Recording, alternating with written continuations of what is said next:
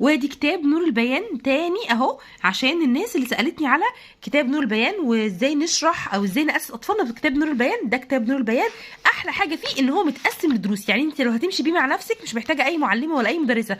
بيبدا لك بحروف الهجاء كلها مع بعضها، ازاي تعرفيها له وازاي تقولي له اسمها الحقيقي او اسمها الصح. اهو شايفين؟ الف، همزه، باء، تاء، ثاء، اهو حاء، خاء، وضاء، عين، غين. الحروف باساميها الاساسيه.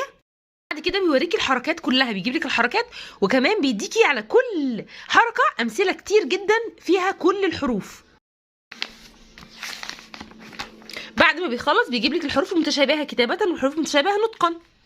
بعد كده بتاخدي حركه الكسر كامله فيها كل الحروف، ازاي نقرا الحرف مكسور. حدود جايب المد بالالف والمد بالياء والمد بالواو بطريقه سهله جدا وجميله، وكمان امثله كتير جدا عشان يبقى عندك المساحه ان انت تدي القاعده وتدي المثال عليها عشان ما يحصلش اي لخبطه. بعد كده بيقوم جايب لك السكون والتنوين بكل اشكاله، فتح وكسر وضم، وامثله كتير جدا عليه من القران الكريم، كسر والتنوين بالكسر والتنوين بالضم والتنوين بالشده. فهو كتاب شامل وجامع لكل الحاجات اللي ممكن تحتاجي لها، لام الشمسيه، الشده واللام القمريه. الكتاب ده رائع فعلا في التأسيس